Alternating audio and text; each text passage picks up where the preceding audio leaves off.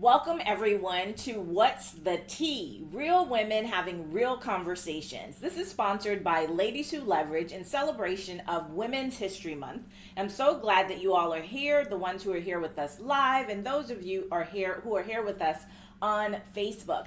I'm your moderator today. I'm Kelly Charles Collins. I'm the founder and CEO of Ladies Who Leverage. I'm also the host of Ladies Who Leverage podcast.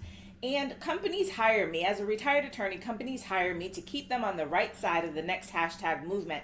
And I do that by training them on unconscious bias, bystander intervention, and courageous conversations. But today I'm here with my Ladies Who Leverage. And in Ladies Who Leverage, we are a global community of badass women. And what we do is empower each other to leverage our expertise, resources, and relationships to build our business, our brand, and our badassery. And every one of these women that's here they are all in Ladies Who Leverage, and they're what we call LWL. That's what we say for short, investors, which means that they're in the paid part of our membership group. But they're awesome. I cannot wait to have you meet them. I will introduce each of them at the first time that I ask them a question so that we can get right into it. So today we are going to be talking about women's empowerment and what we call the Audacity of Badassery.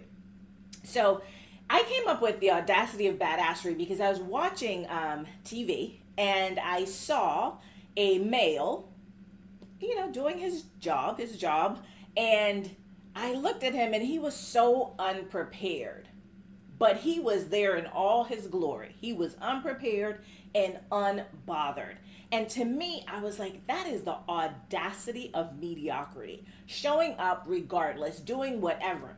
And it made me think about women and whether or not we do the same thing. And I challenged women to stand in their badassery. So, to really exhibit the audacity of badassery because we can't show up in mediocrity.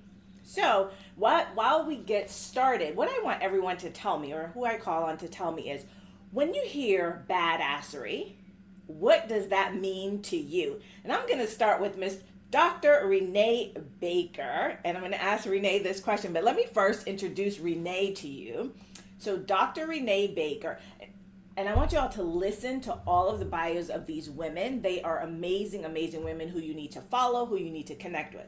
So Dr. Renee Baker is head of PCG Advisor Inclusion Networks at Raymond James, providing corporate support and leadership for the Women Financial Advisors Network, Black Financial Advisors Network, and Pride Financial Advisors Network. In her role, she focuses on increasing representation of diverse advisors within the firm and the industry as a whole. Working closely with Raymond James, PCG Education and Practice Management, and the firm's head of diversity and inclusion. She also used to be the CMO for Carillon, but that's just a little thing that she was in the C-suite.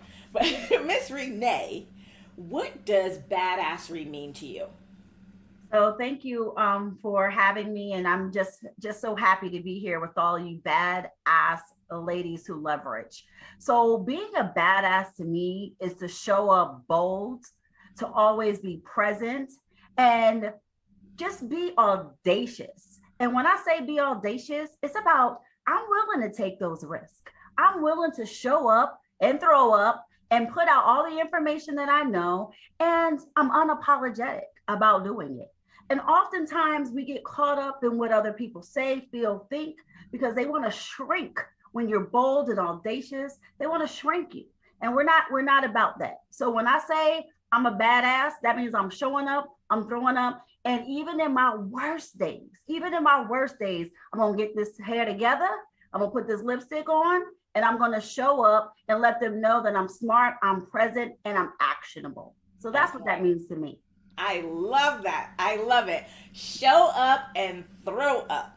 All of it. Love it. So Michelle, let's go to Michelle. So Michelle Craig is the founder and owner of Transcendent Law Group. In her practice, she facilitates effective negotiation, mediation, and resolution of legal matters for small to large companies in the areas of litigation, labor and employment, economic development, transactions, and charter schools. So Michelle, what does badassery mean to you? So I think we probably will all have a similar definition, right? Because I think we know that showing up as a badass is showing up authentically. It's showing up in a way that inspires not only others but yourself. It's showing up prepared, and showing up prepared knowing that you know what you know. I think a lot of times we show up totally prepared, totally ready to rock whatever it is, whether it's the courtroom, whether it's the boardroom, but we step back and we shrink. Being a badass is refusing to allow yourself to shrink. And I think we all are capable of the shrinking, right? But it's stepping back in and say, no, I know this. I own this. I own this room. I own this courtroom, and I can do this. I think that's my definition. I love it because one day I was being interviewed by somebody and they asked me a question, and it's funny that both you and Renee said this word, and I said I don't shrink, right? And for me that was part of it, like just being a badass, that you just don't shrink because that's what people want you to do it in the face of whatever it is they're carrying on with. So Lisa Robb, I'm going to bring you into this one before I move on to something else. So Lisa Robb is a life coach, speaker, and founder of Raining Glitter Coaching, which I just love that name. She's on a mission to create a ripple effect of goodness. Her goal is to impact women all over the world by helping them take their spark and fan it into a flame. She believes that when you win, we all win, and I agree. So, Miss Lisa Robb, what do you think about this? Oh my gosh, I just love this question and I love these answers. I get so excited about it because I think the name of the game is authenticity, right? It's not about being a square peg and trying to fit in a round hole or vice versa, right? It's about being yourself. And when we present ourselves in a way that is so unique, in a way that only we can do, then really we all win because we're filling a gap that only we were designed to fill, right? That we don't come in shapes like circles and boxes to fit in. We have this unique shape that cannot be labeled, and it's just who we are. And I think when we show up like that authentically, it's a gap that only we can fill, and it does it's a service for the whole world to show up that way. And that's our responsibility, to show up with our strengths and our experiences and use them. That is a powerful thing. Thanks, Kelly. You're welcome. And Precious, I'm going to come to you on this question. I'm going to change it a little bit. So yes, we all talk about badassery, and all of us here say that word without hesitation, but we know that some people are just like, I don't want to hear that word, right? I don't want to be called a badass. But before you answer, Precious, let me introduce you and your badassery. So Precious Williams is also affectionately known as the Killer Pitch Master. She can help you slay all competition with her killer elevator pitches, media pitches, and investor pitches. She is a world-class master communicator who works with successful entrepreneurs and speakers and helps them take their professional pitching and speaking skills to the next level. And she's everywhere. So if y'all don't know Precious, then I don't know what you're doing. She's also, and you'll see why I'm asking her this question. She is also the author of the #1 bestseller, Bad Bitches and Power Pitches, for women entrepreneurs and speakers only. So Precious, when you and I met, the way that you and I met was that you were asking for advice on the name of your book. And because you were going to use the word bitches and you were like, I don't know what people think, we're going to think. So when we talk about badassery and we just use that word, just like out loud, like Renee says, showing up and throwing up, how do you feel, or what do you say to people who are resistant to that term and like, no, I don't want to be a badass? What do you say to them? Well, at the end of the day, like, not every tribe fits your vibe. So if you don't want to be called a bitch, that's you. If you don't want to be called a badass, that's you. But when we talk about badass, I'm talking about the type of women who are trying to come up out the box or break free of everything that's ever held them back, whether it's in their careers, their jobs, their relationships, or whatever. And when I think about badass, and as a 2020 LWL Badass Woman of the Year, You are. I feel like it's really like going back to Kelly, unapologetic AF. I don't really trip off of what people say about me anymore. I just want you to respect me. You do not have to like me. And being a badass means that I'm going to go in and do what I have to do regardless. And I remember when I first put that book title out, and for 3 years I sat on it like, man, they think I'm only saying it for shock value. Man, they only think that. And then I met Sharon Monet, and she was just like, what's the name of the book? She said, that's going to bring people to you because you're speaking to women who may be afraid, but they want somebody else to do it. And as the great Ty Goodwin, my business coach, always says to me, until you step into your purpose, another woman can't step into hers. So when I stepped into truly being a badass, that it took the floodgates, and I was like, we doing this now. I don't care. I don't care what people say about the very people who said they wouldn't buy from me secretly were in my text messages. I did buy it. I just want to see. Oh, I thought it was urban lit. I kind of was hoping it might be, so look, but no, it was really, really good. And I said, yeah. It had to be, it was a business book, and things came out of that I never thought. Being a badass means there are no guarantees, but that doesn't stop me from trying in the first place. I never thought that writing a book called Bad Bitches and Power Pitches would get me to where I am today. And I've never had a company, whether it's top of the Fortune 500, who's ever said, you know what, we're not going to buy your book because of the title. Never had that happen. And so I say to all of my badasses here tonight, embrace it. And remember, at the end of the day, they're going to talk about you anyway. Might as well give them a show. Give them a show. Give them a show. So Pamela, I'm going to bring you in on that one. How would you respond to people? But let me first introduce you. Pamela Burkett Jones is a certified career strategy coach, consultant, trainer, and college professor dedicated to assisting individuals during career transitioning reach their highest potential in their professional and private lives as they move from being functional to optimal. I love that. She's the executive director and founder of Proactive Life Coaching and Consulting. She's also the author of Handle with Care, 7 Essentials to Prepare, Pack, and Propel for a Career Transition. So Pamela, all of that to me is like, let's get our badass on. So if you have somebody who is like resistant around, the term or being called a badass, what would you say to them to get them just right in the spirit? Maybe they don't want to use the word badass, but how do you get them into being into the spirit of badassery? Well, I ask them to have them to look at badassery. It's actually empowering in itself, that word. It grabs attention. It should get that person motivated to own it. Definitely own it in their space and not allow anybody to shrink them down from what they want to do, where they are now and where they want to go. And just being a badass, say, hey, I can do it. No one can stop me. Just eat it and just allow me to be who I want to be and who I'm destined to be. And that's what I say about owning that badassery. And it's definitely an empowerment statement. Awesome.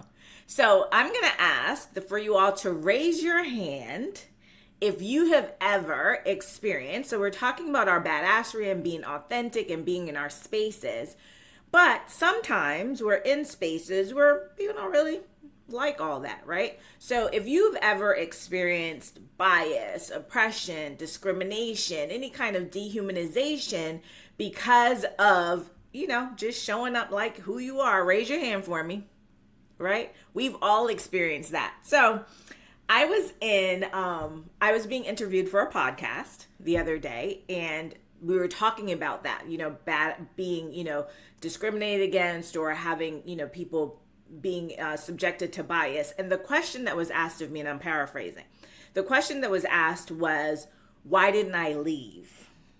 Right? So why didn't I leave those spaces? So I'm going to say this to Natasha, because Natasha, Dr. Natasha, as I will introduce her, is in STEM, right? So that's kind of a male-dominated area. So I want to put this to you first, Dr. Natasha. So Dr. Natasha Anderson is a mechanical engineer. She's smart. She's really, really smart. Is a mechanical engineer turned award-winning STEM educator and STEM advocate. She's a STEM leadership consultant and dynamic and informative in-demand STEM motivational speaker. She is the podcast host. I think it's Stemming in Stilettos. See, I told y'all badass, right? Who does science and heals and science and math and technology and all that? See, Dr. Natasha does that. And she's also an author. So Natasha, tell me, if you've ever experienced that, but why didn't you, if you experienced that, why didn't you leave that space? Or if you did, tell me why you left that space. So this is a complicated question at best. So I'll answer, I think if we go back to what I believe the definition of badassery is, it's all about loving yourself. Mm-hmm. The good, the bad, and the ugly. It's all, being accepting of yourself, it's like, your faults, what you excel at, the quirkiness, all of that stuff. And then coming to an acceptance of this is who I am. And then when you show up places, you can bring your whole full self there and do whatever it is you're going to do. Because your quirkiness, that you can talk about math 24, all of that stuff, right? And can't nobody tell you anything about yourself that you don't already know. So when you show up, it's like, okay, it's on. That's it.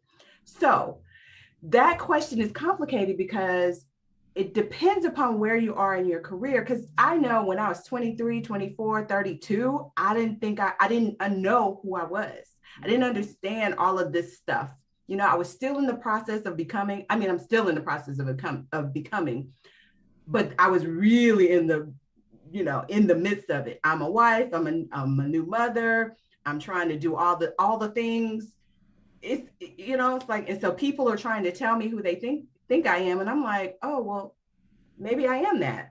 Well, maybe I am this, until it got to a point to where it started to feel like I was being inauthentic when I showed up places because I didn't know who I was. And so when I got to the point to where, like, wait a minute, let me figure me out. So when you say to me, hey, Natasha, this is who you are, I can be like, buddy, no, that's not me. And you're not going to get anything else. So now I'm at a point to where if I'm at a place and it doesn't feel right, or I know, like, yeah, this is not going to work, I'm out. I'm out. And so that's that. That is that on that, as my daughter likes to say. That's that on that. Ty Goodwin, I want to bring you into this one. So Ty Goodwin is the CEO of the Momentum Agency and the creator of Quiz and Grow Rich. She's an award-winning instructional designer with 20 plus years of experience creating learning solutions for Fortune 500 companies like Barnes & Noble and tech startups like Lead Pages. So Ty, I was asked that question, like, why didn't you leave? And I'll tell y'all what I said. But why, if somebody was really testing your badassery, right, and you were experiencing bias, what I call it, bias, bullshit, and badassery, right? So if you were experiencing that, why, if in that time, did you leave, or why didn't you leave? I left. Okay. And I've left multiple times. The first time was when I was at a Fortune 500 company. And I told them, I said, it is really not fair for you to ask me to become dysfunctional in order to work here. And I walked out that day. And when I came back the next week, now I didn't just like quit then. But when I came back the next day, they were like, we didn't think you were going to come back. We were worried that we had lost you. And I'm like, no, but I'm going to share and speak. And it was heartbreaking because it was what I thought was going to be my dream job. And I ended up leaving that space. And the last time I was in a similar situation where, I told the folks there, I said, if I looked a little bit different, and by me looking different, I mean, if my skin was a different color and, I had male body parts, we'd be having different conversations about my career. And so they gave me this really, really crazy job, thing. They were like, well, we don't know what the position is going to be called anymore. Do you want to stay? Like, no, what are you, crazy? Like, I'm not going to put, like, you really think I'm going to put that on LinkedIn, like this new crazy title that they were making up? And so my comment to them was, would you like me to leave this Friday or in 2 Fridays? Because I can do either or. And that was the first time in my adult life where I ever like walked away and I did not have a job lined up. I did not have a business on the side because while I was there, I couldn't have a second business. And I didn't even have a resume, Kelly. But I was like, yeah, this is not for me. And I walked away. And, after being in those same kind of corporate environments, It was always the same thing. I was always the youngest person in the room. I was always usually the only person of color in the space. And, this was 3 years ago. The last time I was fully employed. I say I'm happily unemployed for 3 years now. But I chose to walk. I always chose to go and do something else because I know what I bring to the table. I know that in almost every situation I've been in, I've always outworked every single person, and it wasn't always easy, especially when somebody, you got a good job and, yeah, it can look good. Mm-hmm. But it doesn't always feel good. And, when I think of badassery, to kind of like tie back into what we were talking about in the beginning is, badasses make their own rules, right? And the rules for me say that I don't have to stay in a 6-figure job if you're treating me like crap, right? But we get to make our own rules. And I think that's the essence and the audacity of being a badass, is that you can look at a situation and it doesn't mean that you're throwing everything to the wind. It doesn't mean that you're doing things haphazardly, because you can be strategic about it, but you know your worth and you make decisions based on that. Yeah. So it's interesting that you all say that, because both of you talked about leaving. And when I was asked the question, she said, why didn't you leave? I was like, I'm not going anywhere. Right? Because for me, then I was giving them power over me to make a decision about what was going to happen in my life and my career. And so I would not relinquish my power. So that was my take on it. So I love what you all are saying. And I think that that's the thing for us to take out of all of this. When we're talking about badassery, it is different for everyone, right? How you show up in it, but it all goes back to who you are inside and what you believe in. And so as we're talking about this, and we're talking about leaving or staying or showing up and throwing up, one of the things that comes to mind is that we have women who are not maybe as bold and as loud and as, out there as we are. We have people who are introverts and we have people who are extroverts. Like many of us are. I'm actually an ambivert. Right? I'm actually an ambivert. So in this situation like this, I am an extrovert. Put me in a room to network, as a network, you'll find me trying to find the exit, because I'm an introvert in those situations. So when we're talking about badassery, and Lisa, Rob, I want to bring you in on this. When we're talking about badassery, if somebody is an introvert, what advice would you give to them about how they can still show up and show out, or show up and throw up being an introvert? Oh my goodness, that is such a good question, because so many of the women that I work with are actually introverts. And it is so important to know that just because you're an introvert, did we lose Kelly? No. Oh, you just flipped spaces on me. There you are. Sorry about that. That's all right. Just because you're an introvert doesn't mean you don't have something to say, right? Like, you still have a voice. So being an introvert being an introvert and being a badass are not exclusionary. You can be a badass introvert for sure, because you have a voice, you have something to say, and the way you choose to say that is all you. You don't have to fit a mold. If you want to be an introvert, great, right? Write a book about it, do it your way. It's all about being authentic. So it goes back to that, right? But you can be introverted for sure and be a badass, be authentic to who you are, and stand in your truth. Do it your way. I'm so excited. Oh my gosh, I love all of you guys. This energy is what? Renee. Renee, I want to bring you in on this, because Renee, if y'all know Renee, okay, please follow Renee on Instagram. Please, you will thank me later. Please follow her on Instagram. But Renee, I want to talk to you about this one, about being introverted versus extroverted. Or if you're an ambivert like me, how is it that you show up and you show out every single day? Well, I think I've heard before, everyone is different. And what I love about introverts is kind of like their stealth. I love a badass ninja, an underground woman who's getting it done, who doesn't show up and throw up. They just show up, right? So that magic, that underground queen magic, that is the real power. So while we are the extroverts in the world, we're out here talking about it. We out here talking about all the stuff we're doing.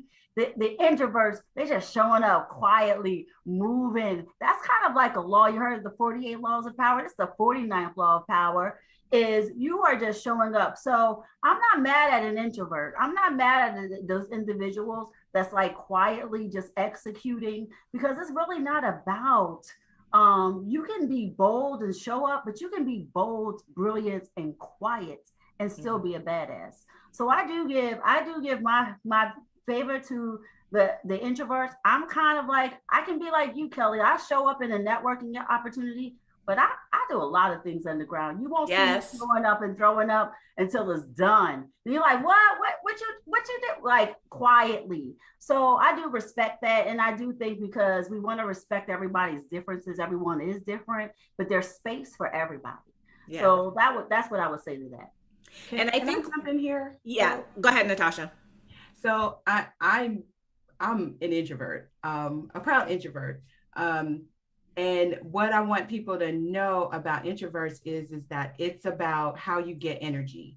So some people get energy from other people, they draw it in, and they do that. Introverts get energy from themselves. we pull from ourselves, from our inner selves. So the approach is different, right? And I agree with Renee when she's saying that it doesn't mean that we're not bold, that we don't show up, that we're not brilliant. It's the approach is different. And so badassery looks different. I wrote down the badass ninja. Okay, can I use that? Because that's going to end up on somebody's, probably on my podcast tomorrow. That's yours. You own that. That's yours. Okay, got it. Because I think that being an introvert, people assume that we're the quiet, mousy people in the corner. That's not a true representation of who we are. Again, we have to gather ourselves before we go in. So think about the girl or the woman who's always like, she's quiet for a minute, but then you ask her a question, and she's on, right? It's like the light switch came on and she's ready to go. It's like me getting on a stage, right? Me being in a classroom, it's like you in the car ride, I have my headphones on. I'm probably not going to talk to you, but as soon as I hit that building, it's on. And that's how we do things. And so your badassery just looks like what you look like.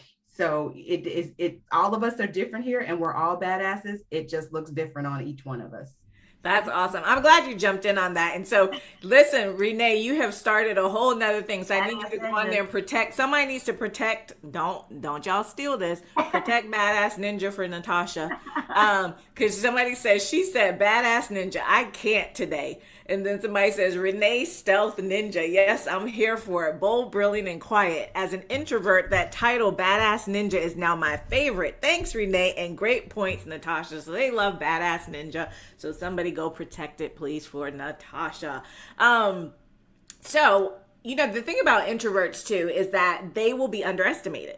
Right. So people think, so when you're saying, they come in like the badass ninja, they are underestimated when they show up in spaces. And so, don't sleep on them. Right. Don't sleep on them. So Precious, did you want to jump in on that one? You're on mute, hon. No. I wanted to jump in a while ago when I first met Dr. Tasha.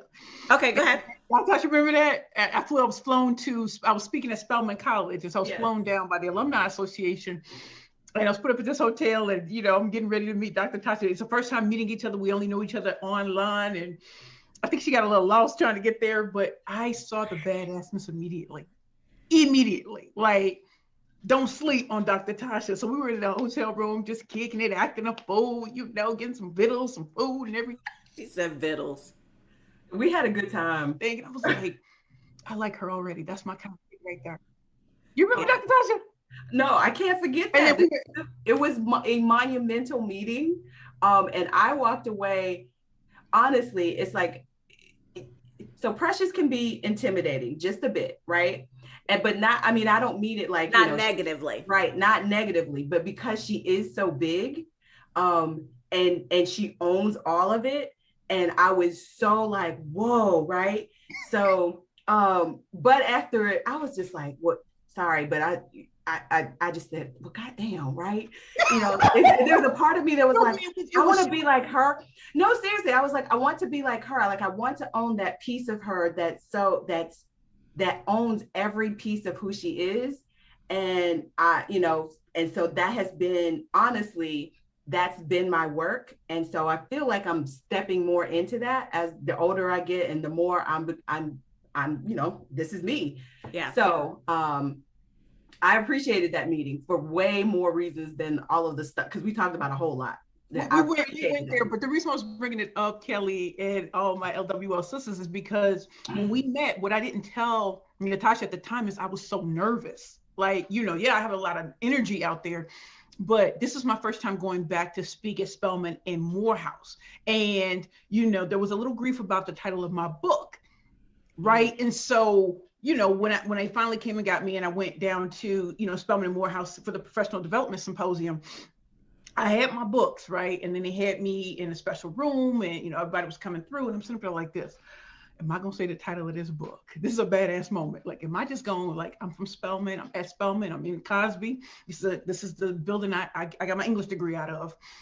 And, you know, I'm talking and I say, you know what? I'm just going to go in with the title of my book. I'm going to say what I'm going to say and it's just going to be what it is. So I'm saying it. And when I tell you, it was like women and men were just like, you the who? You go, what? And I was saying it, and you know, I'm just going in, and like after they're like, "What a book yet? Can I get the book?" I was like, "Now I know if the president had been here, this would be a totally different situation." But they were loving it, and that's when I decided that no matter where I go, if people don't want the title or don't want the book, I probably can't be there. Another thing that happened is that's where I met a big time executive at the Federal Reserve Bank. She didn't care about the book. She was like, yeah, we're going to get that. We're going to get that. We want to book you. Yeah, we're going to book you for this and that or whatever, 4 seasons. And I'm like, I ain't never been to 4 seasons in my life, but I'm going to act like this is the normal thing because, you know, I'm supposed to be badass. You know what I'm saying? Act like this is what I'm supposed to do. And that's what I said, like, when I met you, Dr. Tasha, you were badass from the beginning. And yes, we have different personalities. And as I watch you grow, because when we met, it was like, you know, should we be client, coach, whatever, and watching you grow has just been amazing. And in the beginning, you're like, should I get out there? I'm like, get out there, let them know, thug it out, Kanye West on them, get it, give it to them, because they need to know you're an engineer. I can't say an engineer. I can't even say I'm an attorney anymore. I can just say, yes, you can. You'll always be an attorney. You might not be licensed, but you're always an attorney. Flexing, stemming in them stilettos, flexing them stilettos. Yeah. Flex. And Precious, what you just described, what both you and Dr. Tasha just described, I want to talk about with Michelle and Pamela, Michelle, and Ty. I want to talk to you about this because sometimes, so we're talking about badassery and we're talking about our role, right, in owning our power and showing up. But there's also a role that the women around us play in being able to be that badass and being able to be comfortable. So Michelle, when you think about that, what role has women played with you in helping you to be a badass? So it's interesting. I mean, there's of course 2 roles, right? There's the role that does not help because I don't feel the camaraderie and I don't feel like I can be myself. And I think, and I will say I didn't, right? Because I think the older you get, the more you find women who are like you, like your tribe. If you do not feel authentic in your tribe, if nowhere else, then you need a new tribe, right? So as I've gotten older in both my professional world and my personal world, my tribe have all been badasses in their respective fields. And I did write that down. Actually, I was like, in order to really flex your badass muscle, you have to play with people who play like you.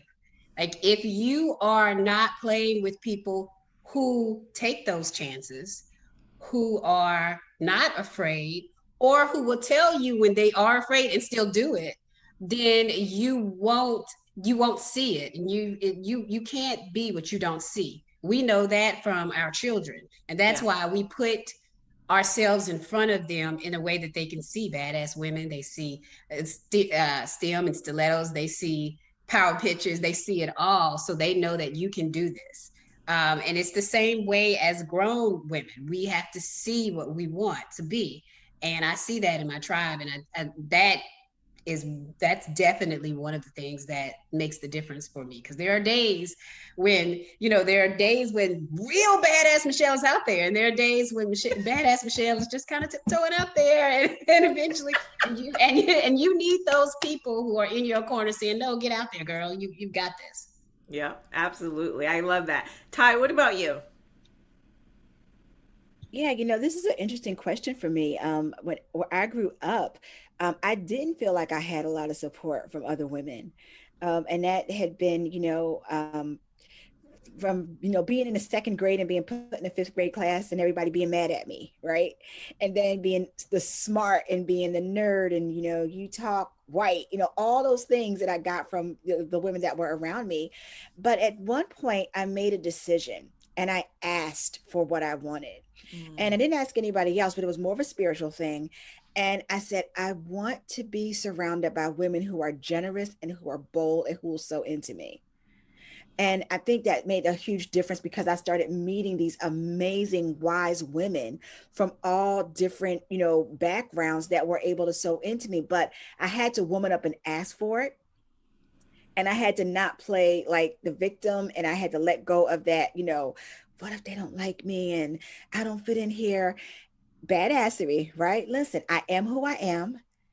And I get to ask the universe for what I want. And when I asked, the women showed up. And so at this point in my life, it's like Dr. Michelle was saying, that, you start to find and attract people that are like you. I think as we come more into ourselves, our light attracts light. My favorite word is brilliant. Precious knows this. My favorite word is brilliant. And I think when we show up in our brilliance, we begin to attract, not only reflect, but we attract more brilliance into our space. And when I stepped into that and I asked that way in droves, I'm surrounded now by women. Look at this panel, right? Look at the beauty and the greatness and the energy of this group. And everywhere I go, I am surrounded by that, to the point where when somebody says that, that whole thing about women don't like to work together, I'm like, who are you talking to? Right? Everywhere I go, women are generous, women are sewing into each other, they are gracious. And so hold that mentality and watch what shows up in your life. Yeah, I love that. It's what you put out into the world, because self-fulfilling prophecies are a real thing, right? And so we will show up as who we believe that we are, and when we show up that way, the universe will bring those things to you. So if you show up in a space thinking, you're not good enough or whatever, a lot of that is going to come back to you, because that's the way you're showing up for other people. So we're going to talk about that in a second. But Pamela, I want to bring you in on this one. The role that women play, and anybody else who wants to chime in on this one too, just raise your hand and let me know. But what role do women play in this whole thing about being, helping you to be a badass and being able to show up in spaces? Now, for me, they play that's the fuel. That's what actually gets you going. And definitely with Dr. Michelle and Ty, they pretty much said it. So I will actually add on to what they say is the fuel and support that the women allow you and bring you back up and just give you that momentum to really stay in your badassery and to keep moving and to go further. So for me, it's definitely where they help you along to continue. And I'll be transparent. I really did not, until I became an entrepreneur a couple of years ago, I really did not lean onto my women power, of other women until I got into this space. Before, when I was in the working world, the 9 to 5, I was pretty much on my own, doing my own thing. But now when I get to this space, I really realize how much I need it. And ladies that leverage just come through of some of the women I've met being a part of this group. Yeah, I love that. Definitely say that. And I think some of us, I know that when I was younger, I was a tomboy. I didn't hang around girls. I was like, when I was in high school, I used to wear lumberjacks, boots, corduroy jeans, and be on the wall with the boys. That was that was my whole existence, was to hang out with the boys. So, but it is really important. Go ahead, Renee. I see that you want to jump in. Go ahead. Well, I just want to say, I just love what I'm hearing about women. I think it's more about collaboration versus competition. And, when women come together, there's nothing that we can't do. And I've always just tapped into women, and I'm a girly girl, extreme, extra AF. And women sometimes, growing up, it wasn't always that way, but it never doubted my faith in women. I just had to find a new tribe. Like Precious said, every tribe is not your vibe. So I just kept finding and looking at women, because what I know for sure is on those down days, I can pick up the phone. I know I've done that with you, Kelly. Like, I don't know if I want to do this. And you're like, get out there. And I just think that it's power in all of us. So we just continue to leverage that. And I do believe collaboration over competition any day, and we can conquer all of this. Yeah. And like we say in Ladies Who Leverage, right? We don't compete, we collabosource. Collabosource is our word for collaboration. And it's funny because when I met Renee, it was almost like we were kindred spirits. It was like we could feel each other in this space that we were in, and we just connected from the very beginning. We just connected for some reason, and it's been on since then. And that's the thing, right? To find women who will support you, who, when it's time for you to cry, they'll listen. When it's time to celebrate you, they'll celebrate you.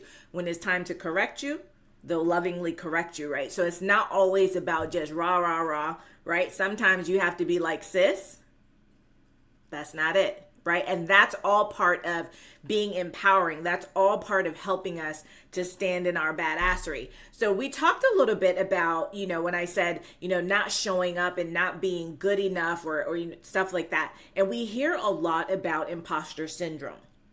I have my thoughts around imposter syndrome, but I want you all to talk about, how does imposter syndrome play into badassery? What is the connection? What is the disconnect between, claiming imposter syndrome or having imposter syndrome and, being a badass? And can they coexist? I'm going to go to Precious. Yeah. Wait, can you hear me? Yeah. Oh yeah. Yes, they can coexist. I don't know why I don't really get with imposter syndrome. I don't think I feel like an imposter. I feel like, when I was coming up in the game, and I just want to say this before I answer that question, I really want to thank Ty Goodwin from way back in the day, because we go way back like beans and cornbread. We go back to, I was coming out of a dark situation, and she just took me under her wing, like, you gonna get it together. And I'm like, really? She's telling me things for 2 or 3 years. I'm like, I just now see it, right? I don't think that was imposter syndrome. I just needed to grow into me, and just being like, and not having the fear anymore of what is she gonna say? What is he gonna say? What is Microsoft gonna say? What is Google? Like, I'm gonna show up as I am, and I'm just gonna make you deal with it. It's like when we look at a Mark Zuckerberg, if he comes in with a hoodie or whatever, who's saying something? Nobody. If what's his name comes in with the black turtleneck and all of that, no one says anything. Mm-hmm. So I want to walk in the fullness and the freedom of, if I want to come in with a bright purple wig, if I want to come in with rose gold hair today, if I want to change my underwear and hair, that's what I'm going to do. The thing is, not everybody can take it though. Not everybody can take your shine. Not everybody can take your talent. Not everybody can take how big and how bright you are. And so to go back with I believe Renee said this, like, I really have to go to where I'm celebrated and not tolerated. Some people will keep you around, you showing a little buzz, they like, okay, that's cute, but she's shining a little bit too bright over here. And you can't put Precious in a corner. So I just got to creep on over here to this network where nobody put baby in a corner. So you can't put Precious in a corner. So what I'm really saying is, so I don't really go with the imposter syndrome. I think sometimes we just need to grow into who we are, and it takes time, and it's a process. Yes, I know people love to talk about imposter syndrome. It's everywhere. Like, lots of coaches are talking about it. And when it gets to the point where it's hit critical mass, I don't think it means anything anymore. And so just like all of us, when we're coaches, we're teaching and whatever, let's not subscribe to what everybody else is talking about. We can talk about it and use different language and use different words that are really emotionally resonant to people. So I can't subscribe to imposter syndrome. I can just say there were times I felt less than. Walking out of the Bowery mission, I felt less than. I wasn't, but I felt less than. And it took time for me to grow into seeing what Ty saw in me, to see what Kelly saw in me, to see what Dr. Tasha saw in me, to see what Pamela saw in me. You know, it took time. And I just want to thank all the women here. Pamela, me and you been in the same podcast group for the longest. And it meant everything that you bought my books. And I think you thought I was lying when I said, I'm gonna get your books. And I was on live like, what up? I got two. What's good? Right. And you bought two of mine. And just showing love, or you know, for Dr. Tasha, you know, I got your books. You thought I was playing? Okay, that's what we doing. Okay. And just being like showing love in that way. Like, women, we hold the key to so much for each other. And, you know, can we be competitive? We can, but we can collaborate and get so much further. Yeah. And my badassness does not have to take away from her badassness. If you're an introvert, be that quiet storm and kill the game. I'm just gonna shut up when you talk, because that's all I can do. You know, quiet storm is talking. Yeah. And I think it's so important that, you know, I always say you are what you answer to, not what you're called, right? So if you answer to, you know, imposter syndrome, to me, you know, that's again a self-fulfilling prophecy. You know, we all are afraid sometimes, right? But that doesn't mean that we're a fraud, right? And that's what imposter syndrome says. And that's why for me, it has this tinge of like, no, don't do that, because you're saying that you're a fraud. No, we're afraid, right? We all get scared. And when you get scared, that's your body, that's your mind, that's something telling you like, yes, right? Do it scared. Right. So sometimes we have to do that. Natasha, I want to bring you in because, you know, you were talking about being an introvert. And I think sometimes we introverts, I think, lean in a bit to imposter syndrome. So I want to hear what your thoughts are around that and how that plays in with, you know, still being able to stand up and be a badass. Well, so this is weird for me, only because I don't know. I'm kind of like you in the sense that I'm not sure that I've ever really bought into what it is. Now, have I been in situations where I was like, I don't know about this, especially being a Black woman in STEM. I've been in rooms where there was nobody who looked like me, and you could tell from the environment that they weren't too welcoming. It was like, why is she here? And I could tell story after story after story of me having to say, hey, I'm the engineer of record for your project, or I'm the, you know, having to really, and then having them test me to make sure that I knew what I knew, right? So that can sort of give you a complex if you let it. But what kept coming back to me was, and all those time is that I just know what I know. And I've always gone back to that, where I just know what I know, right? Whatever that little bit is, or that lot of thing is, that's what I know. And that's what I have to offer. And at some point, it ceased to matter to me whether you thought that was good enough or not. I had to come to the decision that it was good enough for me. And so if I can walk out of a room and I'd be like, oh man, I messed that up, right? Then I'll have to own that. But I couldn't, it was never a matter of, I don't think I'm good enough. You know, it was always, this is what I know. And I have to go, I mean, my parents paid a lot of money for this degree, right? For all these degrees and that first degree anyway. And these two other ones, like, I'm gonna know what I know. So when I show up these days, and even back then when I was going through all of this, it was, I know what I know, and I'm not gonna let you tell me what it is you think I know. It was so, and it's so funny, we're talking about this on a professional sense. When we were talking about engineering or education, I'm on it. Now, if you were gonna ask me about Natasha, then we delve into this whole other thing that would happen. But after a while, now it's like, listen, you get what you get when I show up. Absolutely. Can I chime in, Kelly? Yeah. You know, I think I've started flipping this whole idea of imposter syndrome, because what I see more of is us being imposters when we're not showing up in our full brilliance, right? We're playing small. right?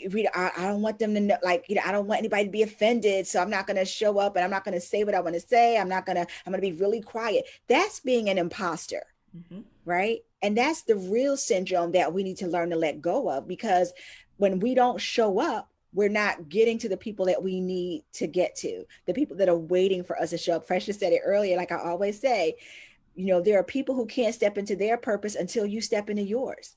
So if you're not showing up, that ripple effect of you not being who you are is huge. Just like the ripple effect of you showing up and being authentically brilliant is amazing. Yeah. And I think we see that in the group, right? That when women are showing up in the group, it pushes other women to be like, oh, I can do that. You may think that, you could not have accomplished that, or, no, I can't start this. Oh, I can't switch into that. And then you see all these women doing stuff and you're like, oh, wait a minute. Right. And if we don't, right? If we don't show up in those spaces, then other women can't see us. I remember at the beginning, and at least I'm going to bring you in on this whole imposter syndrome, but there in the beginning of the group, like several months ago, I had someone ask me, I don't want to post. I don't want to post the stuff in there because it seems like I'm bragging or I'm boasting. And I was like, no, you have to post those things, because that is what gives the other women fuel to be able to know that they can do it. So whatever it is that they are doing, whatever they're striving for or trying to be successful in, when you show that you have stepped out, when you show that you've owned your power and that you're unapologetically living your life, then that gives other women the fuel and the fire to do that. And Lisa, I know that you coach a lot of women, and I'm sure this issue comes up a lot. So how do you deal with it? How do you talk to women, who are just embracing this whole thing, which I think was created by a man, but anyway, embracing to get us to just be like one other thing that, we can say negative about ourselves. But what do you think? How do you help women, move through that, and like Ty says, kind of flip it? Yeah. Oh my gosh, I love that. I'm seriously on the edge of my seat. Like, I know, that's why I was coming to I'm you. about to fall down, because this is so great. I love all of the ideas and the energy. I feel like I'm going to explode, really, because it's just crazy. So I think that when it comes to this idea that we have a choice, and that choice is super powerful.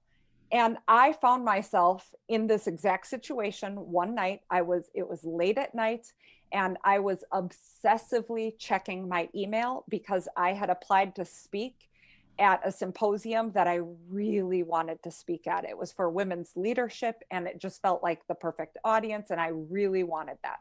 So I was obsessively checking my email. And as I did that, I got an email from another coach. And I read her email, and you guys, it was brilliant. I mean, her pictures were perfect. Her copy was great. Everything about it was great. And I really started to feel like, oh my gosh, what have I even done? And I started to feel bad, but then a miracle happened. And that miracle was I stood up and I was like, no, I choose inspiration. And I was by myself, and I was like, no, that's not how this is going to go down. If there's another coach that is writing brilliant copy and has brilliant pictures, I have a choice. I can either decide to look at myself and compare what we're doing, or I can look at her as inspiration. Like, thank goodness there are people like her that are doing what she is born to do. And she is showing up so fully, and she is so passionate about what she is putting out into the world. And I choose inspiration. And you know what? It's a choice that each of us have to make. We can choose to be competitive, or we can choose to look at our competition in a completely different way. When I was looking at who is my competition, I started looking at fear, anxiety, right? These are the things that are my competition. And every one of you is like a partner in crime that I'm locking arms with. And we're like, these things are not going to stand a chance, right? Because we have work to do, and we don't have time for all of that, right? So we are going to choose inspiration. And when we choose inspiration, that is so, because it gives us space to be bigger, right? We don't have to shrink. because we are here like clapping and putting our hands up. And when I see the things that people are doing, you are so right, Kelly. Like when I see the things that people are doing and I can cheer for them in a way that I really feel good about it, it gives myself permission to be bigger. Yeah. Right. Like when I was listening to a podcast that Precious did an interview the other day, and I was like, what? I ran faster. I was out for a run when I was running faster. I had to stop running and send her a text because I was like, this is insane. Like I needed this today. Yeah. It was so great. So, I'm so excited. I love I'm it. so sorry. I gotta stop myself. I love it. No, I love it. You know, and so we're saying, you know, don't compete. So, you know, we don't compete, we collabosource. And you may hear, and some people may think, well, you know, that's just crazy because, you know, if I'm a coach and Lisa, you're a coach, then there is a natural competition, right, for business. But when we're talking about competing in that way, Renee, I want to bring you in on this. When we're talking about competing, there is a way to compete and there's a way to compete, right? And so for you, explain like what is the distinction? Because yes, we are all in business and so we are competing for business. But when we talk about like we don't compete, we collabosource, what does that mean for you? So I always think about the competition as a way to make me better, right? And while I'm in competition every day with it's Renee versus Renee. And I'm trying to just get better every day. That's like one of the things I say, I'm trying to get better every day. But when I look to see what other people are doing, I'm really there for inspiration. Like Lisa said, I'm choosing to be inspired by them. If you run faster, then that inspires me to catch up and try to run fast. And you're like, come on, girl. If you got the hot pictures, I'm like, yo, who is your photographer? So like your hair is hot, like give me a call. Like who is doing that? Your copy is good. Who are you? Like, how are you doing that? I see competition as a way to learn from each other. And I do think there's a special place in hell for people who don't help people, but that's a whole different topic for another panel. So whenever you want to get that, call me. Okay. But the thing is, we have to help each other. So I look at it as when you say collabosource, it is because we all are seeking inspiration from each other. So I'm all for it's enough success for all of us. It's enough shine for all of us. If you run fast, I'm that way I can chase you and then I'm picking up my game too. So I do see it as a source of inspiration, and it's never hate. It's always collaborate. How about that? We like that. We like that. What about Pamela? What do you think about that? Well, what I think about it as far as it's not competition, it's more momentum. I like that. It's more momentum. The work and seeing Kelly do her thing is showing me, hey, it could be done. So let me get my steam so I could call Lisa and say, Lisa, you know, do you know a person that does this? I call Precious and say, Precious, who can you talk to? Or who do you know can help me? When I call Ty, I said, Ty, can you give me a couple quiz questions that I can put on my website to build up my lead magnet? It's just bring it all together. And there's enough business out here for everyone. It's just so many people out here in the world, and we do not have to compete, and we do not have to hide, and we do not have to get in our way and just talk, belittle each other just because we think that person's going to get ahead of us. We could just, and then collaborating is we can get on the same stage. Precious, she does the pitches. I help you get to, you know, where you want to go in your career. So Precious teach you how to do the pitch. You go talk in front of the person and her pitch will get you in the door of seeing someone else. So I look at it as we can work together. We can go on the same stage. We can have things like this. And then everybody can pick out who they want to work with to help them go in their direction. And that's the way I feel about it. And I always think about too that not everybody is your client, right? And you don't want to work with everybody, and everybody doesn't want to work with you. So I could be a coach and Michelle could be a coach, but we might not be the right coach for the same people, right? And so when we're in those spaces, you know, we have to operate from a place of abundance and not scarcity. And when you do that, you will say, well, I'm not the right coach for you. Like I had somebody called me from Ladies Who Leverage, and they were talking to me. I was like, not me. Right? Not me. I'm not the person, but I know the person for you, right? Here is that person. You don't lose anything, right? By saying to other people, here, like, please go to that person, because that person will then remember that you didn't just say, okay, yeah, sure, I can do that. I can show you how to, do that. And you have no idea. But you were open enough and badass enough to say, listen, not my wheelhouse. Right? Let me send you over here. I want to read some of the things in the chat, because one of the other things that I know is that when we show up, so Ty was saying you do a disservice when you don't show up. When we show up and we speak up and we say things, you never know how it's going to impact anyone. The first what's the tea that we did, I received a message on LinkedIn from a woman who was like, listen, I have 2 small children, but I was rewinding this thing and watching it like 3 times because of what was being said.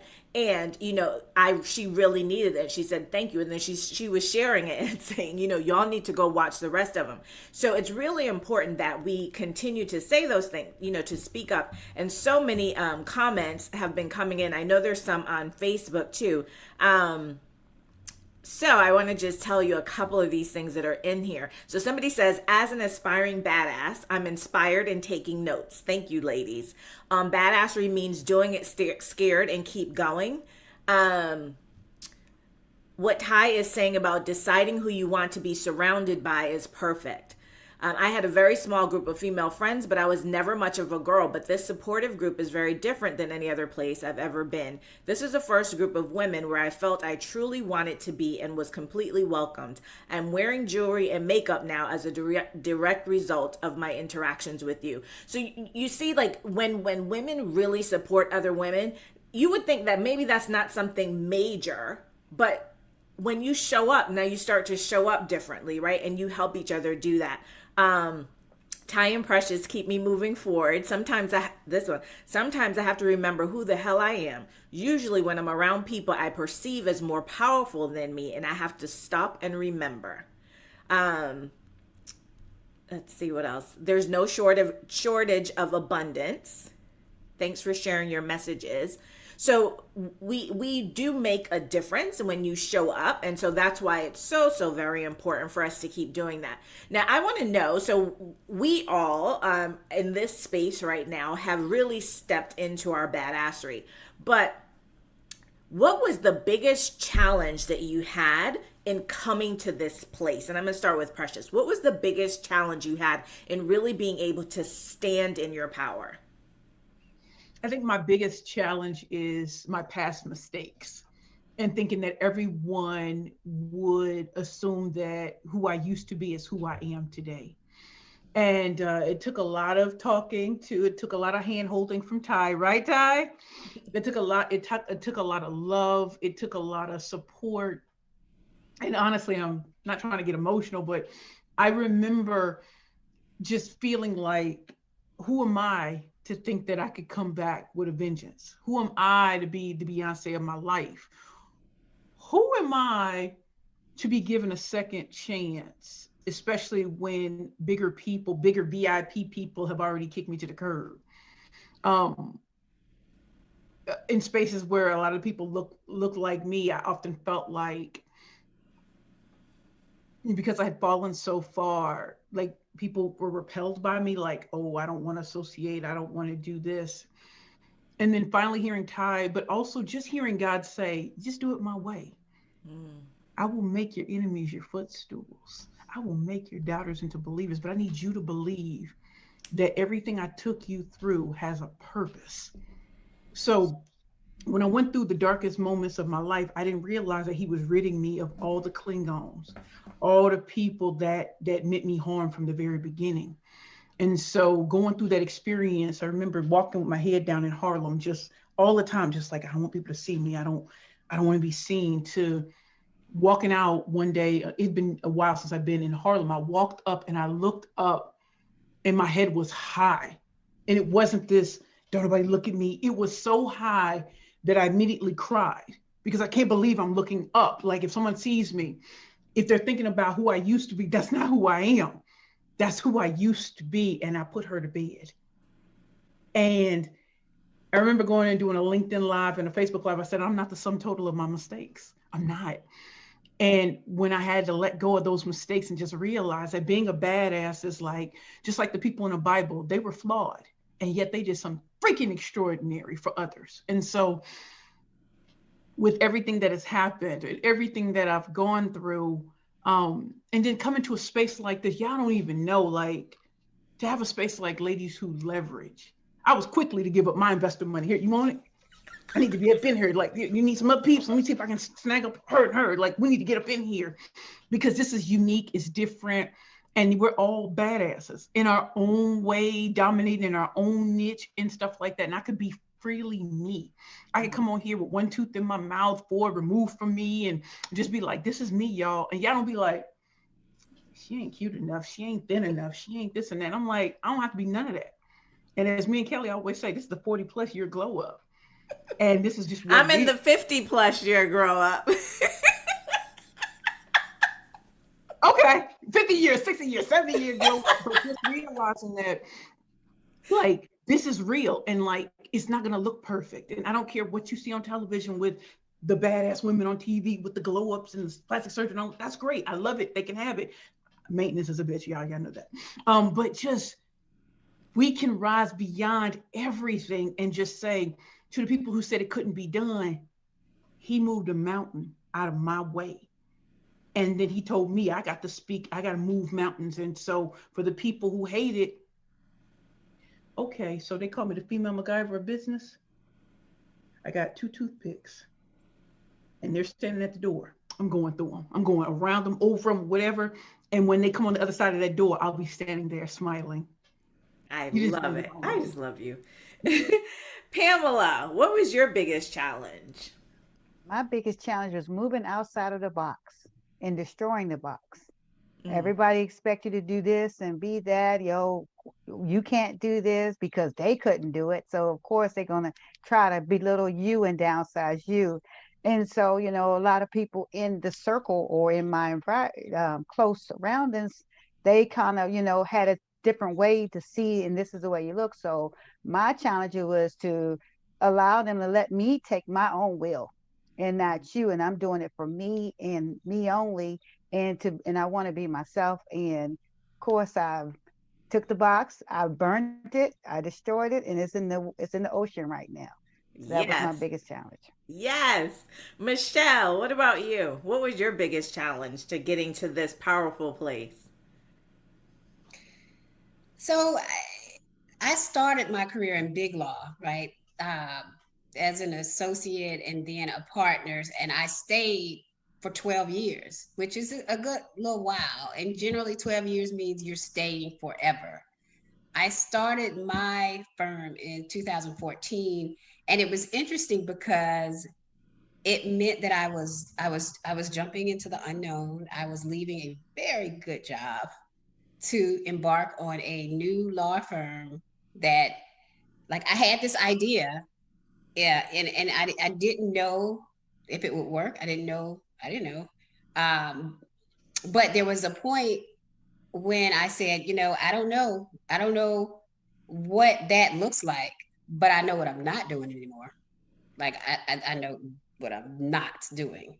And that was the fuel for my firm. And once I started the firm and I was in charge, I'm a whole different person. I'm just a different human being. And she just came out because you don't have a choice, right? You're the accountant. You answer the phone. I had a new appreciation for my secretary. It's like, oh, you were doing something over there all those years, because this is a lot, right? So I really became me.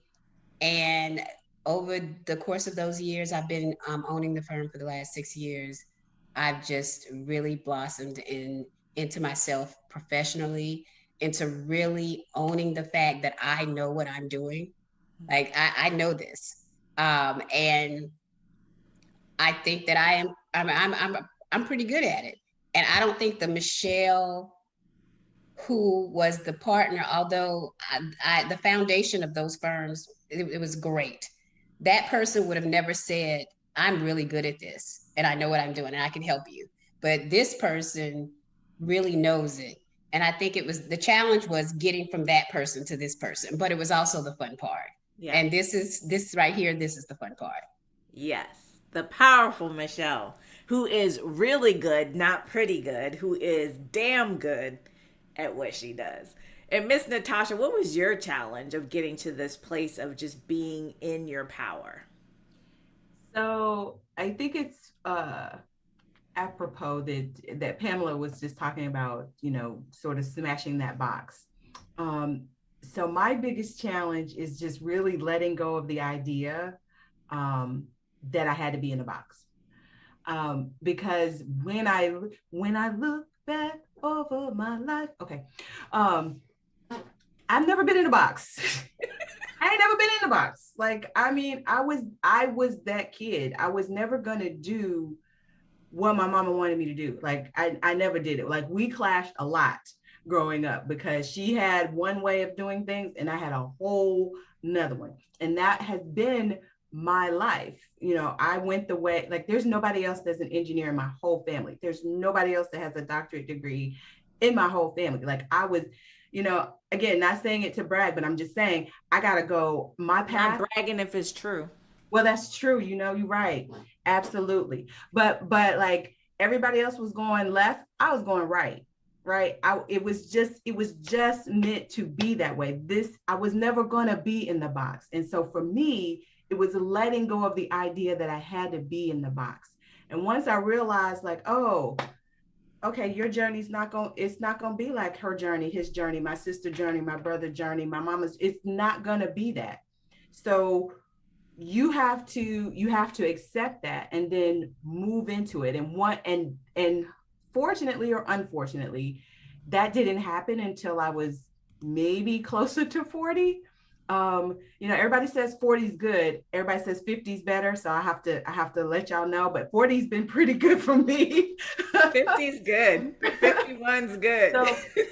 But 40 was that, like, the light bulb sort of flipped on and was like, girl, you have to take a whole full charge of your own life. Mm-hmm. Like, you own it. The best advice I ever got was from a girlfriend I've had for like 30 years. And she told me, you never let someone else have control over your career. And it was like, what do you mean? I have a boss, I have a supervisor, they get to say, and she was like, no, they don't. And so it was like it was just like it crashed down on me. And I have lived with that advice in various and sundry different ways in my life from that moment on. Yeah, I love that. Yeah, you can't. And that's why when we were talking about, why did you leave? And I was like, no, they don't have that much control. They cannot have that control, because then they will, when you allow people to have that say so, then you teach people how to treat you, right? And so they will continue to think that they have that power over you, and you will relinquish your own power. So Lisa, tell me what your challenge was in getting to this place of power. Oh my goodness. So many challenges. My challenge is, from day one, has been writing my story, because the way I thought my life was going to work out and how it is playing out is like, there is no script for this. And that's definitely my challenge. I started my career as a kindergarten teacher, and that's really where I thought I was going to end my career. So I did not understand when I started to feel like the roots wrapping around a pot. And it felt like that job felt like who I was, not just what I did. I loved it. So why did I feel like that? Why did I feel like there's something else? There's that voice, there's something else. And people are like, how could you leave that job? How could you leave that retirement? And I was like, I have to be true to me. I have no other choice. So then I went to pharmaceutical sales, and because I thought, if I was a nursing assistant in a nursing home to pay for college, and I thought, if I ever get out of education, I'm going into the medical field. So I couldn't afford to go back to school. I couldn't afford to go get another degree. So someone said, why don't you try pharmaceutical sales? I said, I don't even take Tylenol. But when I really got behind the value of medicine and how important it is to have medicine when you need it, I was like, I can do that. I loved learning about medicine and how it worked in the body. And it was such a great job until I started to feel like that again. Like there was that voice, there's something else. Now I am a life coach and a speaker. And guess what? I'm still writing my story. I still don't know how this is going to play out. And it's hard to be a badass when you don't know the end, right? It's like you don't know how this script is going to play out. So that is the biggest challenge. But to me, the fact that I get to write my own story and that I am the author is what makes it all worth it. But it's also the biggest challenge. Thanks, Kelly. You're welcome. And you know, Lisa, my mom says to me, my mom says to me, when you're born, your book is written. And I say, feel free to edit accordingly. And so, you know, as we go along in life, one of the things that I know for sure is that life is not linear, right? So I started in college at 16 years old with a degree in fashion merchandising. I ended up, you know, practicing law for 24 years, and I'm now a professional speaker and the founder of Ladies Who Leverage. And so part of being a badass is not having to always know what the end is, but beginning with the end in mind, that there is always a vision, right? So being a badass is also about being a visionary and understanding that there is a vision and that the vision can change, right? And you have the right to change your mind. You know, I wrote a book and sent it to the editor and told him, give it back. It's not going anywhere, right? And so part of being a badass is being in control of the things in your life and understanding that when you decide that that's not the way you want to go and you want to take a detour, take the detour, right? Because that is what badasses do. They are in control and they stand in their power. So Ty, what was your challenge in getting to this place? My biggest challenge was learning to ask a different question. I spent a lot of time in my life, you know, why me? Right? Why didn't that happen? How could they do that to me? And I spent so many years in that space. And I wrote a book called Girlfriend, It's Your Time. And one of the things I talk about in there is that there's a difference between brilliant women and bright women.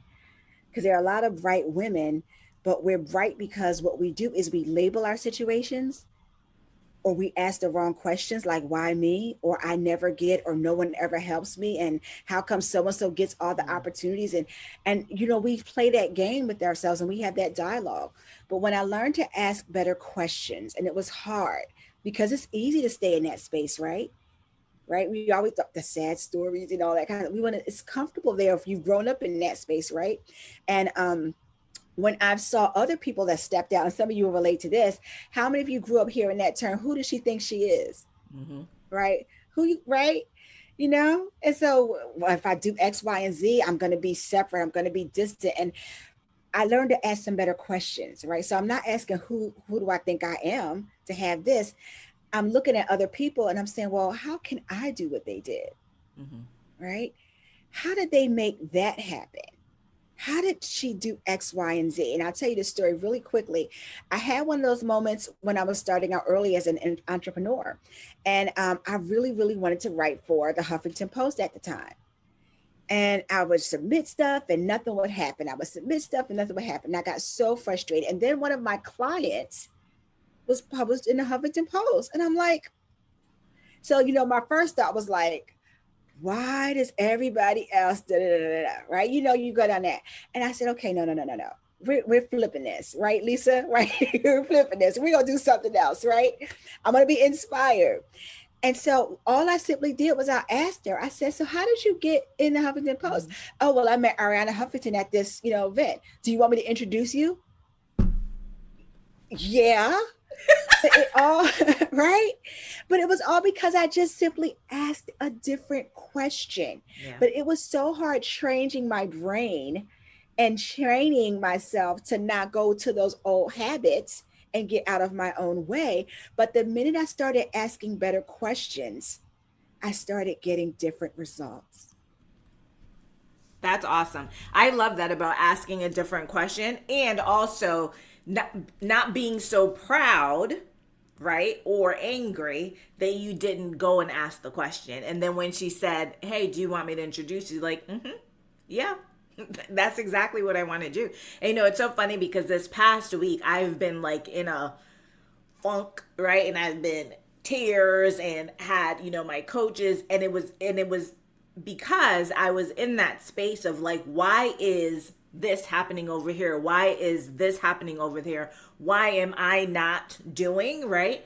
And I had to like, well, they had to help me like 3 days of coaching, just in really talking to me about who I am, like, you know, just remember who you are and what you're doing, and stop trying to, sometimes we try to do things out here, right? We see things and we're like, oh, I need to be going to do that. And y'all know, like, one of the things that I was trying to do was create like this coaching program. And one day I had to just say, I don't want to be anybody's coach.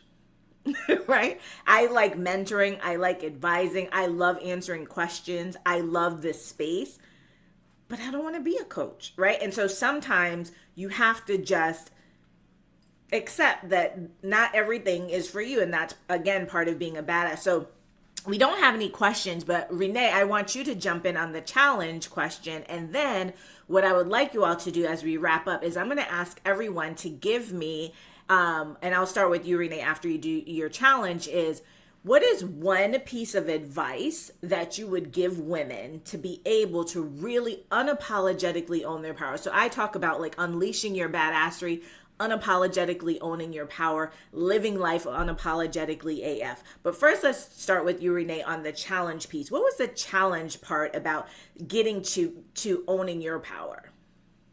I think for me, I just got tired of being tired. And I got tired of, I had to learn how to walk away from the things that didn't serve me. And the things that didn't serve me was not owning my story, not owning my brilliance, knowing that I had so much to contribute, but it wasn't being seen because I wasn't showing up. And that frustration was just fuel. So I had to make a decision. And, you know, being on Wall Street for all the years that I was on Wall Street and, you know, not being seen, there used to be times that I would say, am I invisible? Do you not see me? And it got to a place that I remember being in a boardroom and all of the executives were there. I had done most of the work and had shown up, and they went around and introduced every single person except me. And I was sitting right across the person, and I'm the only Black person. So I know you Blanket saw me. So I stood up and I introduced myself. And it was at that moment that I decided that I am Renee Baker, and I wasn't going to let the situations or anybody define who I was. And like Biggie said, I have a story to tell, and I wasn't afraid to say it, and no longer being defined by my experiences, but being enhanced by them was something that was really important for me. So ultimately, it just got down to just tired of the BS. So that was a really defining moment for me. And life is too short. And my mother always says, just like you said, you teach people how to treat you. And the shackles on my feet wouldn't let me dance because those shackles were fear, and those shackles were worrying about what everybody else thought. So that's how I continue to show up every day, and unapologetically unafraid, because at the end of the day, I come home at night and it's me, and I have to deal with feeling that way. And my husband can't help me. My friends can't help me. It's with me. So I don't want to disappoint Renee. So I'm not going to do that anymore. Yeah. That's how that happened. So my advice would be to show people better than you can tell them. And that's just it. Just show people there's so much power in being underestimated. That's my biggest flex. Underestimate me. And I've said that to you before, Kelly. Yeah. I love being underestimated me, because that's when the badass ninja shows up. And then you're like, where's she come from? So show people better than you can tell them would be the advice that I would give to continue to show up in your badassery. Thank you so much. What about you, Michelle? What's the advice that you would give? So, you know, I think you have to surround yourself with people and words and things that inspire you to want to be who you are. I have a quote on my office desk that says, well-behaved women rarely make history. It's my favorite quote. And, you know, I often say, like, at the end of it all, do you want to be known as being agreeable or being who you really are? Because that matters. And you get to decide right now which one that will be, right? And then the second thing is, you know, there's also a quote that says, you know, figure out what you want in life and say no to everything else that won't get you there. And those two things are my mantras that I go back and forth between, particularly when I'm not feeling particularly badass. I remind myself, you're going to be agreeable or you're going to go get what you want. And is this thing serving the future you want to have? Because if the answer is no, then we need to do something different. And I would submit to those that are listening that if the answer is no for that thing that you're thinking about, then do something different. Absolutely. Miss Pamela. We go right after Michelle. Michelle, we're kind of close. Mine would definitely be to stay focused on your goals and desires, to dismiss your distraction, and to get rid of anything that no longer serves you. Mm-hmm. That's what will be my advice. Love it. Ty, what about you? My advice would be to refuse to play small. Refuse to play small, whether you are, making yourself small so that you fit in. And I'm going to be real honest with this, even if you've been playing small to fit in with your family, to fit in with your friends, refuse to play small, because we are eligible for so much more, right? There's a whole world out there waiting for us. There's abundance, there's prosperity, there's success. Everything that we desire, we're eligible for it. But if we play small, we will always wonder, right? We will always miss out. So just refuse to play small and go big. Love it. Love it. Natasha. Okay. There's a couple things. I've been thinking about this, right? I think the work to becoming a badass is internal. So you got to do the internal work to figure you out, and then your internal work will become external because people will see that. So it's got to start internal. So you got to do all the hard work of figuring yourself out, the do's and the don'ts and the wills and the won'ts and the cans and can'ts and all of that stuff, right? You got to do that.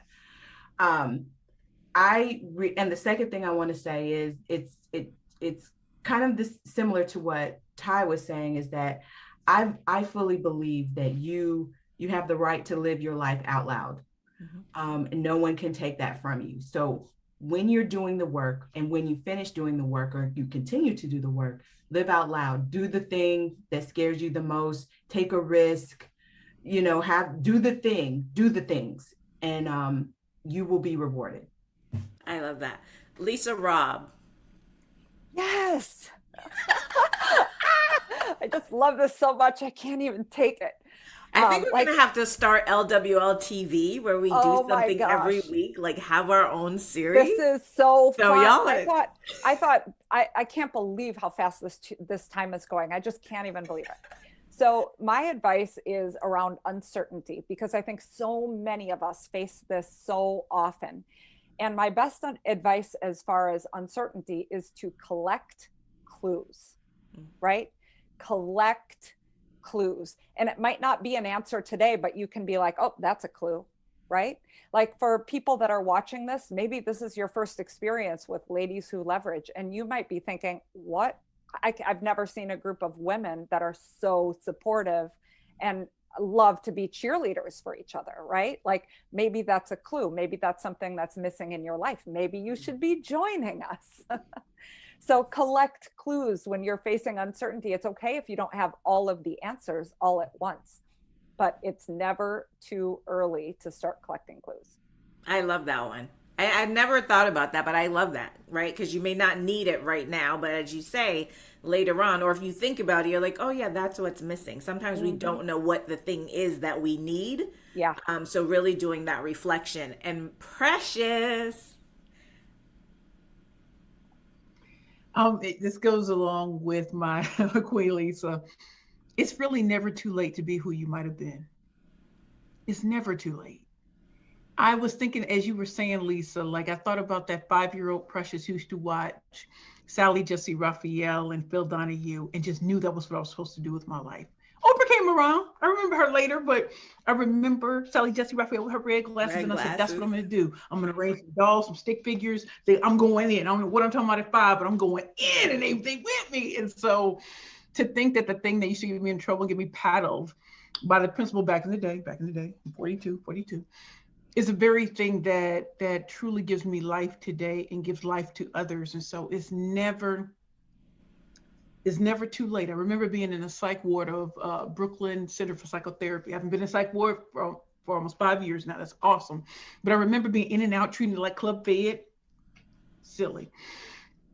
And I remember I started writing poetry for the first time, and it sounded good. And I was like, it took me into my late 30s to know how to write poetry. That's weird, but it sounded good. And then that told me that I do have communication skills, and it's not lost that I'm just sitting here being the mayor of a psych ward. Maybe I can do that on the outside too. So it's never too late to be who you might have been. And we often talk about, don't be a carbon copy of anyone else. Do you know how extraordinary you really are when you let your freak flag fly? Just let it fly. And I think, Kelly, one of the hardest things is when we're in our 20s, we want to fit in. Mm-hmm. We want to have the great grades. We want to graduate from the great school. We think all of the titles are going to mean something. But as a woman at 42, you can go to Harvard, you go to London School of Economics, you can have all of that and still have heartbreak. You can still have bad things happen. And so just knowing it's never too late to be who you might have been. And you can start that today. Oh my gosh, I love that. I love that. And then for me, what I would say to you, and you all know that I say this all the time, and so I would love for every woman to always repeat every single day that I belong everywhere I am, but I don't belong everywhere. I think that's so important to understand that you belong in any space that you're in, and what other people think about you is not your business. And if they're questioning why you're there, that's their problem. Let them find the answer. You already know. That is the place that you're supposed to be. But you also don't belong everywhere, which means that everyone does not deserve your presence. So that goes back to what Michelle was saying. When things and people don't serve you, remove them, right? And that is part of being a badass. So y'all are amazing, amazing. I love you. I appreciate you for just being all into this vision. Like the moment I said I was doing this, everybody's like, yes, yes, yes, yes, yes. So thank you all. Thank you everyone who joined us on Facebook. Thank you everyone who joined us here live in the studio. Ladies Who Leverage is, as I said, a global community of women, and it's really global. We have women from all over the world who are in this organization who really support each other, create community. When we talk about collabosourcing, we mean collabosourcing. And they talk about cheering each other on, but it's not just that. The women hire each other, we work together, we refer each other out. So when you come into a community like this, that is really a safe place for you to explore your hopes, your dreams, your desires, and then to have women really cheering you on to move you forward. I think Lisa was the one who said in her bio that when you win, we all win. And that is really what Ladies Who Leverage is all about. So if you would like to join us in Ladies Who Leverage, we have our Facebook community that you can come into. These women that you see on all of the episodes of What's the Tea are Ladies Who Leverage investors. So that's a higher level of membership where we meet and have summits and act as each other's advisory board to really help each other move our businesses and our careers forward. So I would encourage you to, once you come into the community, to explore, but to really start to do the work. None of us got here without doing work. Right? Wherever we are in life, none of us got here without doing the work. And when you come into communities, whatever community you are in, you have to really engage, because that's how you get to know each other. That's how people get to know you. That's how people speak your name in rooms that you're not in. And that is currency. If you are on Clubhouse, one of the things that you have to observe is the power of association. When you look at those rooms where they have 3,000 people and everybody on the stage is a moderator, watch and listen to what's happening. What's happening is that people are calling each other's names and talking about, oh, hi, I work with this person, I work with that person, even if they just call that person on the phone. Why is that?